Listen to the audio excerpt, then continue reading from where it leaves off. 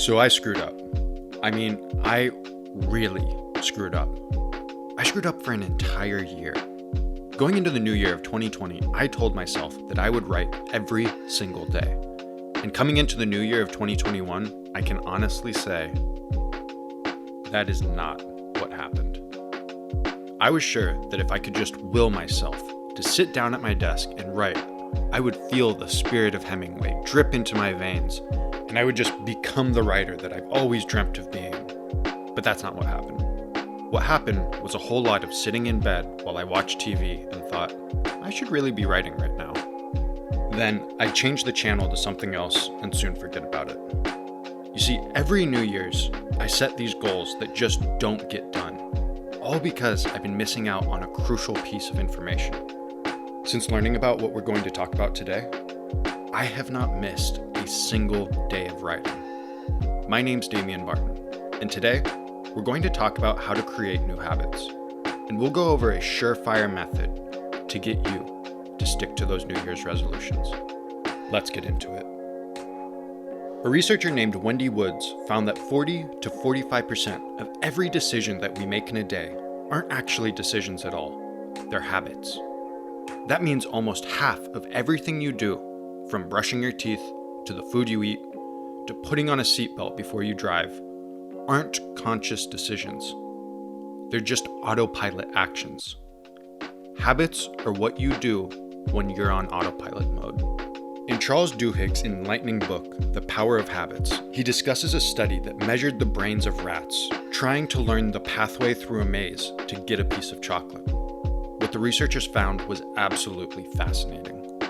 Here's a simplified neurological graph for the first time the rat is dropped into the maze. There's a bunch of spikes in brain activity. A lot is going on inside that rat's brain the first time he does the activity.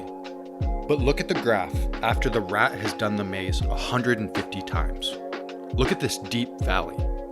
That's the same valley you would see if the rat went to sleep. As finding the chocolate becomes more of an automatic habit, the rats start thinking less and less. Mental activity drops off in the middle of a habit. This is the reason why when you get into your car and drive to work, you get there and kind of forget how you got there. You don't remember every minute of the drive because your brain is kind of turning off in the middle of the habit. Now look at these two areas. These are the two exceptions. At the beginning of the maze, when the rat would hear the click of the door opening, there was a spike of activity. Then the brain would get really quiet again. And at the end, when the rat found the chocolate, it's as if the rat would shake itself awake again and notice what was happening. This led to a huge neurological breakthrough called the habit loop. So every habit has three parts: a cue, which is the automatic trigger for the behavior to start, a routine, which is the behavior itself, and a reward that helps your brain remember the behavior. So when I was telling myself, I need to write, I need to just will myself to write, I was only paying attention to the behavior. I wasn't paying attention to the cue or the reward. So how would I pay attention to those parts to really get a habit to stick? It's time for the takeaway tip. We're going to design a habit loop together. Write out 3 columns. In the middle column, write out one habit you want to do this year. This could be your New Year's resolution. Remember, these have to be specific behaviors. It's not enough to say that you want to lose weight. Break that bigger goal into achievable actions, like going for a run every day or eating a salad at lunchtime. Now, on the left, write down a cue for that habit. Now remember, the cue is the trigger. Cues usually fall within 5 categories: a location, a time of day, other people, an emotional state, or an immediately preceding action.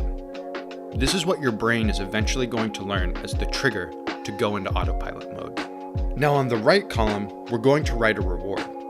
The reward is the reason your brain thinks the previous steps are worth remembering. It's providing positive reinforcement for the behavior you want to strengthen to the point that it becomes a habit. Duhigg says that even though people think that they want to exercise, Your brain thinks you're a liar and that you hate exercise. And the only way you could be tricked into exercising is to give yourself a reward you actually want. This could be a piece of chocolate, a half hour of TV.